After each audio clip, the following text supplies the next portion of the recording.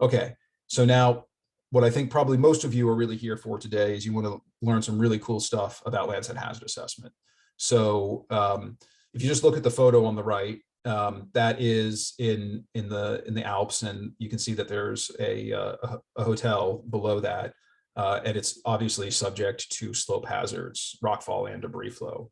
And so probably a good idea to do some sort of mitigation for it, unless they want to close it down. And it doesn't look like it'd probably be easy to move anywhere in that sort of terrain.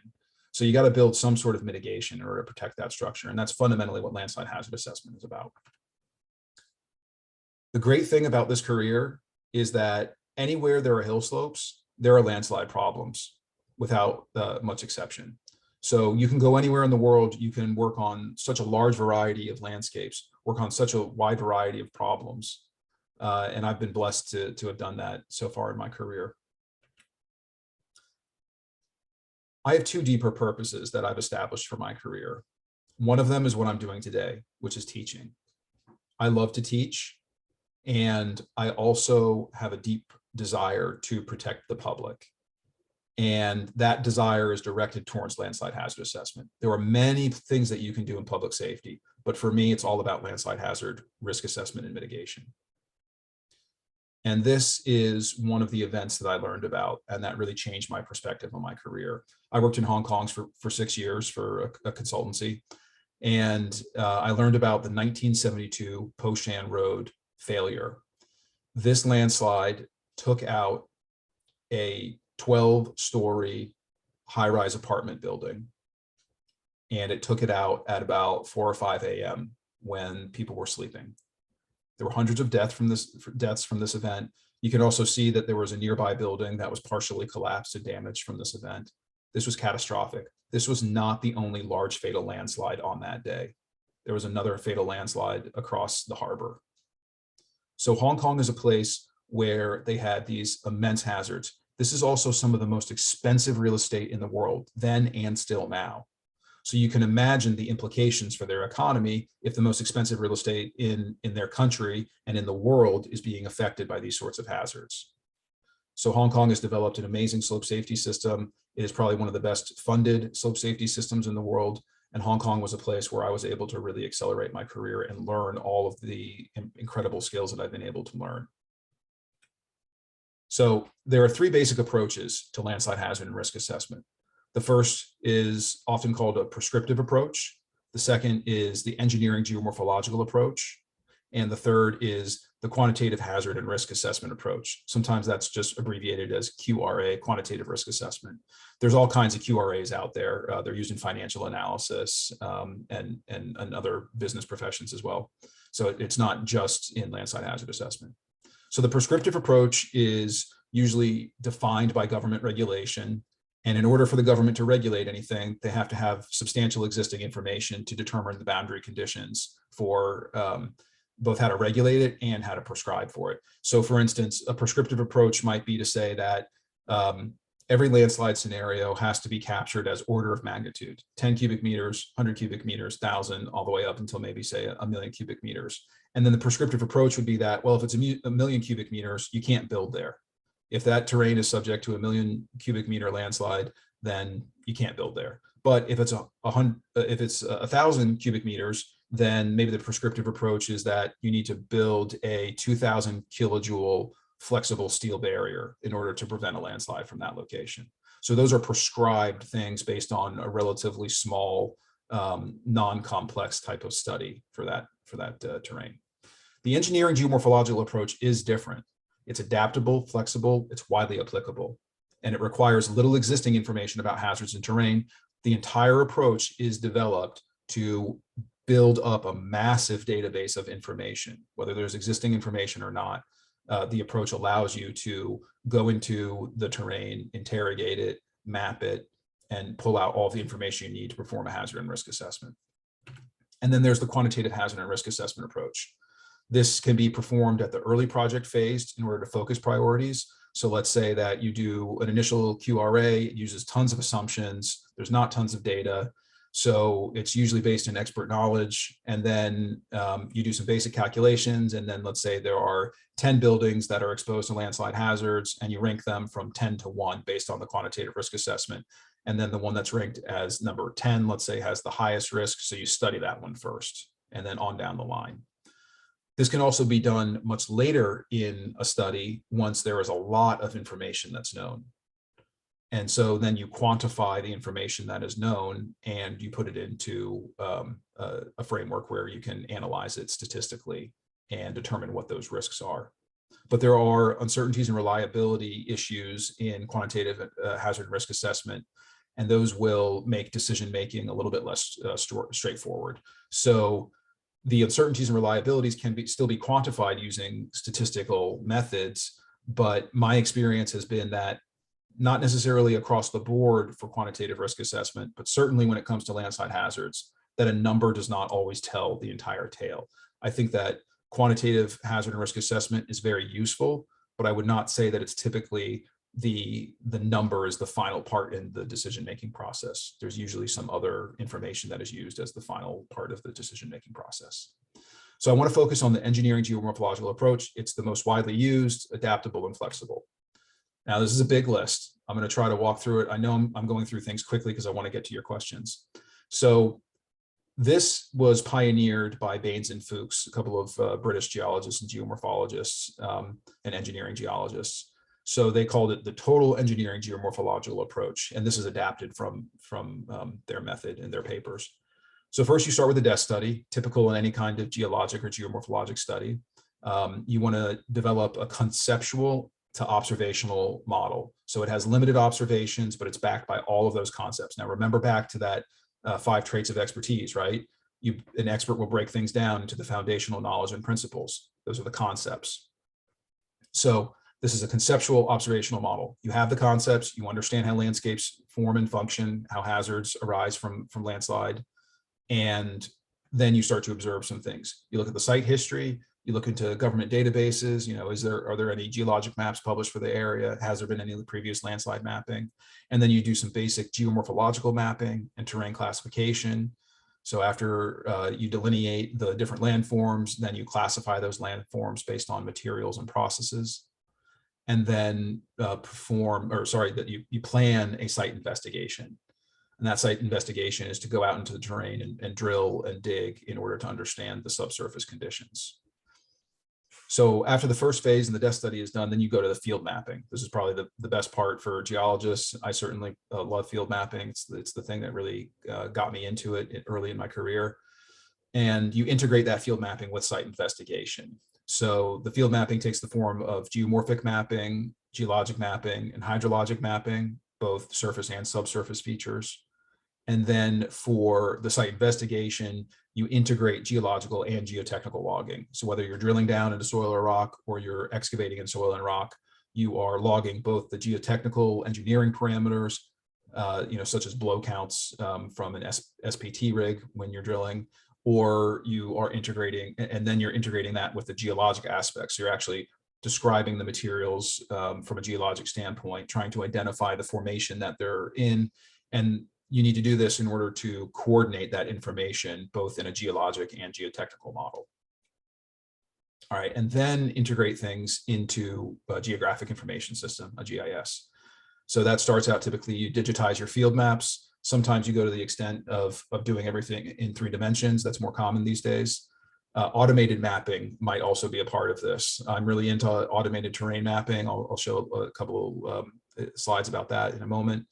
And then the engineering geological assessment. So this is when you bring together all of those observations and you analyze them. So observational analytical model. The hazard assessment is truly an analytical model. So it analyzes all of the observations and comes up with what hazards there are. Then you perform landslide runout modeling. And my preference is to do numerical modeling. There are other types of approaches, empirical and analytical. I really prefer numerical modeling. I think it is widely available to the profession. I've done it for many years in my practice. And then you perform the risk assessment. You have to understand the hazards before you can really understand the full risks, and then design a mitigation strategy. Then develop a geotechnical ground model. This is usually when you work with, as a geologist, you would work with civil and geotechnical engineers. Look at the site formation plan. This is, say for a building or a development of some sort. Look at slope stabilization design, incorporate that, because if you're going to stabilize a slope, then the engineering of that is different than if you're looking at building a landslide barrier. And then foundation design also needs to take into account landslides both above and below the structure, because if it's impacted by the structure, it could move the foundation. If the landslide fails below the foundation, it could undermine the building and cause a collapse. And then, of course, all of this needs to take into account the architectural drawings and the utilities layout. And then from there, you can do a final design and construction of both the building and any mitigations for landslides. So geomorphologists love to draw these sorts of maps. And this is an old map from Hong Kong. It's given in perspective. So this is not a top-down 2D view of a map. This is a perspective view mapped on a photograph. And this is the manual method for terrain mapping. So you use geomorphological line work basically to delineate the major breaks in slope and the subtle breaks in slope. And then after you do that, you classify the landforms into, say, a ridge, a colluvium, so where colluvium has collected, typically from landslide processes, and then a convex side slope, a concave side slope, and the convexity and concavity of a slope is important, because if it's concave, that tends to be a landslide hazard area. It's where water concentrates, so landslides can be triggered. It's where water concentrates, so debris flows can take hold and flow down slope. And then disturbed terrain. So those are areas where the terrain has been disturbed by human activities. In this area, it was agricultural activities. All right. So there's the manual method for terrain mapping, but in today's world, it takes more than just a geomorphologist or an engineering geomorphologist. Today, there are roles available in landslide hazard assessment for geologists, engineers, multiple types of engineers. It could be geotechnical, civil, structural. We need software specialists, people to develop software and run software. We also need geographic information system specialists. We need quants and actuaries. Those are the people that run the highly quantitative risk assessments. We also need business development people, because if you don't understand landslide hazard assessment, you can't develop business for it. If you don't have a business for landslide hazard assessment, nobody's going to pay you to do it. This works both in nonprofit, in government, and in the private sector. So business development is always part of this. Somebody has to fund the landslide study. Somebody has to pay for the mitigation options. And where can you do this? Where do these project types exist? Pretty much anywhere where there's a hill slope and there's a building or other infrastructure above or below it. So it could be where there are roads, where there are pipelines, where there are water resources, conveyance structures, any of those types of areas. This is a growing field. There's more and more of a need for people who are specialized in landslide hazard assessment because of climate change. Climate change is resulting in widespread increases in rainfall that are only going to get more severe, and widespread increases in wildfire. Now, it may not be intuitive that wildfire is related to landsliding, but what happens is that within 2 years after a severe burn on a landscape, that landscape is more susceptible to highly concentrated runoff, both because it lacks vegetation and because the soils have been carbonized, and so they don't allow infiltration as much. So wildfire is a major problem within 2 or 3 years after a burn. You could really result in some significant debris flows. This is becoming a wider spread problem, but there is a focus on it. The U.S. Geological Survey has been developing these maps, and they predict the post-wildfire debris flow probability based on average burn scenarios and the terrain. And so what this map tells us basically is what watersheds are at risk and what debris flow chutes are at risk. And because they're assigned probabilities through this process, you can prioritize them for more detailed study. So I'm just going to show you an example of how you might be able to do a more detailed study. So automated terrain mapping, one of my specialties, absolutely love it. Got into it when I was in school and just continued to develop my skills and expertise in this area. On the left is a slope angle map. If anyone has sat in front of a GIS, you've probably developed a slope angle map. The right is a topographic position index. And you can see how that topographic position index calls out various types of landforms, the convex landforms, concave landforms, but it connects them up. So like you have your spur lines that are connected to your ridges, and you have your drainage areas shown in blue connected to each other as well.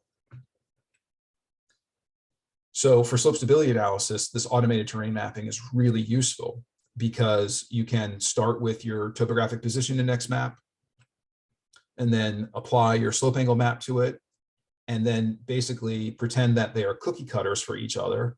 And then what pops out from that is a combination of those maps, and it's a terrain map. So this is an automated terrain map. This map has not been drawn by hand. It's been generated basically by using a LiDAR digital elevation model, so a high resolution digital elevation model, and then processing that digital elevation model using algorithms. And then you get a terrain map that's classified. Pretty incredible. And then the use of that is that then you can assign, based on the ground investigation, the site investigation, the drilling and the digging, and then the laboratory work on those soils and rock, to determine what the geotechnical soils parameters are, for instance, cohesion and friction angle. And then you assign those to the various landforms in the terrain classification map. And then you can run a slope stability model that is designed to do this. And I prefer to use the PISA-M model. There are many models out there. There's SynMap, there's ShalStab, even more models nowadays, but I run PISA-M. And so PISA-M output is shown on the right, and that is based on the input soils parameter map shown on the left that was derived from the terrain classification map that was generated from LiDAR. So you can see that you could even do this without laboratory testing and site investigation. You could assume the geotechnical parameters, and you could still get a useful assessment early in a study. And then you can do that modeling from the beginning of the study all the way through the end as you get more and more information, and you can refine the model outcome. And so these types of tools really lend themselves to quantitative hazard and risk assessment. That's why I'm such a big fan of these. So let's talk about what happens in wildfire. So in the center image there is a burn scenario. On the left is the burn terrain. On the right is the unburned terrain. Look all the way to the left. That's the slope stability before the burn. So relatively benign, kind of middle of the road slope stability. But then after the burn, we can simulate that the slope stability has been increased by the burn activity. All right. Then we want to look at those areas that have been more severely affected, more severely burned, and we would want to develop debris flow runout modeling based on that. Because if you remember what I said about wildfires, after a wildfire comes through, the risk of debris flow is much higher within 2 or 3 years after a severe wildfire. So we've done the landslide mapping, so we've come up with the volumetric analysis, so we know the size of landslides that are likely to occur in this area. We first need to do model calibration, which is a type of sensitivity analysis, and then model prediction, which is done through parametric sensitivity analysis. And then after we have a suite of parameterized model prediction models, then we can do an evaluation of those models. And then from that evaluation falls out a risk assessment. So next, what I'm going to show you is an example from the program called RAMS. So this is a numerically modeled debris flow in that wildfire, or sorry, this is actually the pre-wildfire scenario. So this is what a single landslide and debris flow would look like if that terrain had not been burned, but if there were still a heavy precipitation event, non-seismic, of course. Seismic landslides introduce much more severe landsliding than non-seismic. So these are non-seismic scenarios. You can model seismic scenarios, but I'm just not modeling those here. Okay, so you can see that's now when you watch this, it may seem like, wow, that's moving really slow, but imagine yourself on the ground in that terrain and that debris flow is coming at you. That's actually a fairly fast moving debris flow. This is a much more severe scenario. So this is after there was a wildfire in this area, and you can easily see how much larger that deposit is and how much further it travels, how much thicker it is. The flow heights are shown in the graph on the left. So, I mean, we're potentially looking at a deposit that's between 5 and 10 meters high. That's how high that is, easily able to wipe through any type of residential structure and many types of commercial structures if they haven't been studied, designed, and protected from landslides. Okay, so that's numerical runout modeling. And based on that numerical runout modeling, we get quite a few of the design parameters that we need in order to engineer structures that can resist these types of landslides. So what's shown here is that first scenario, the smaller scenario, the unburned scenario. So you can, from the numerical modeling, you can get the volume, the geometry, the velocity, and the pressure from numerical modeling. Other types of modeling don't give you this. They don't give it to you in a precise manner. And numerical models are much more reproducible than empirical or analytical types of models. So I really prefer these types of methods. You can use the other methods. You got to understand the problem that it's being applied towards before you decide on what method is going to be appropriate. Numerical modeling also is more complex, and it requires more expertise, and it requires typically a larger budget in order to do this sort of work. Okay, so once you understand the hazards and you understand the risk, it's time to mitigate them. So you have your hazard assessment, runout model results. They're all completed. You've incorporated the threat, vulnerability, and consequence related to what is at risk, what assets are at risk, what buildings, what people, all those sorts of parameters are involved. Then the risk assessment is completed, and then you develop the design options to mitigate these hazards. And so on the left, that image there shows a flexible steel barrier that can be built to absorb the debris flow, allow water to pass through, and it dynamically deforms, capturing the energy of the debris flow and holding the deposit in place so that it doesn't flow further downslope and hit any sort of structure. On the right is a training structure or a diversion structure. And this is essentially a flood channel with flood walls. So what happens is that the debris flow comes down, gets pushed into this chute and diverted away from the buildings or other infrastructure downslope. Those are just two examples. There's many different kinds of mitigation structures.